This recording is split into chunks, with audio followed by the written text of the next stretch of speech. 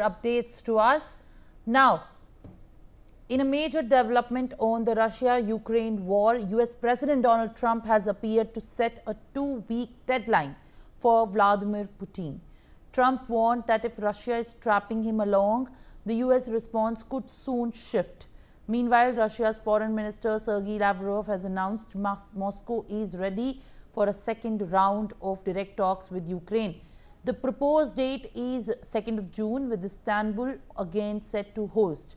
He has briefed the US Secretary of State Marco Rubio on the Moscow's preparations for direct talks with Ukraine. Lavrov added that Russia has prepared a detailed place memorandum addressing the root causes of the conflict. However, Russia insists that the document will only be shared with Ukraine on the condition of rejecting any US or the third party mediation in the exchange. On the other hand, Kyiv has said that it's open to negotiations but wants the Moscow's peace term in advance. Ukraine's defense minister says they are still waiting to receive the Russia's proposal ahead of the scheduled meeting. Ukraine has not yet confirmed its participation in the proposed 2nd June of talks in the Istanbul. All right, Pia Maan is there with us live on the broadcast. Pia, has the latest breaking in the development of the Russia-Ukraine war has surfaced. Russia is ready to talks with Ukraine.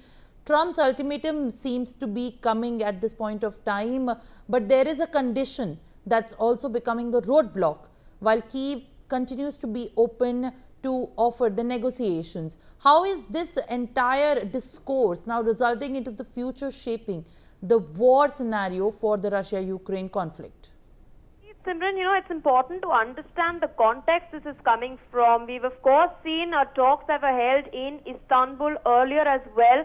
These were rather unsuccessful because it only resulted in a prisoner swap deal. And what followed the conclusion of the prisoner swap deal were a barrage of drone strikes in Kyiv. Russia had in fact launched several drone strikes that killed nearly 12 Ukrainians. So this, of course, drew the ire of Donald Trump, who called Putin crazy. That was his statement that he had made. The Kremlin, of course, responded to that statement earlier, calling it a very emotionally charged remark by Trump. So, of course, things seem to be a little rocky at the moment, but now Kremlin has come out and extended an olive branch saying that, okay, fine, we are ready for a second round of talks once again to be held in Istanbul.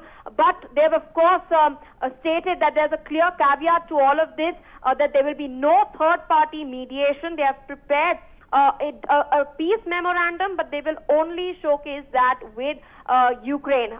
Meanwhile, Kyiv, of course, has said that it's open to negotiations, but Ukraine also, in fact, has its own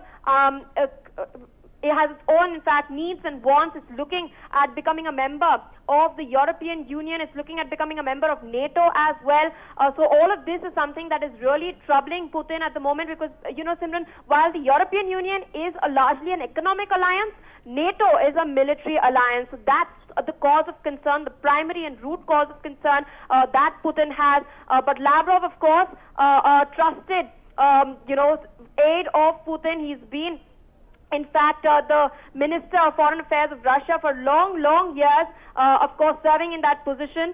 He's a very seasoned leader. He's, of course, announced that Moscow is now ready for a second round of talks with Ukraine. But keeping in mind the context, keeping in mind the sharp barbs that have been exchanged over the last couple of days, it is interesting to see where exactly will this head, because Trump is now getting irritated. Trump, of course, when he came to power, he's been saying that he's going to be a peacemaker, he's going to be a deal maker, he's going to get all parties on table and he's going to negotiate. That was one of the key reasons that he was voted to power, one of his electoral promises, and he hit out the Biden administration because of this. Now, of course, it's not working out. He, of course, tried to save face by announcing a ceasefire between India and Pakistan before we did.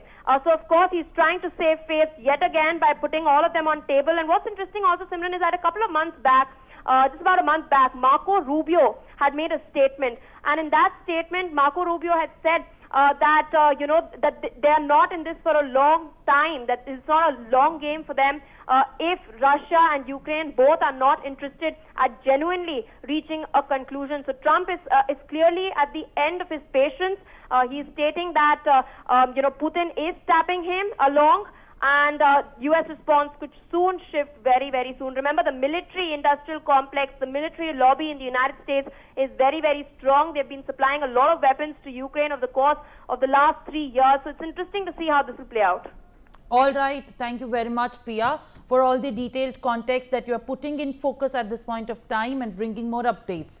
Now, I'll request you to kindly stay on, as the U.S. court has blocked most of the President Donald Trump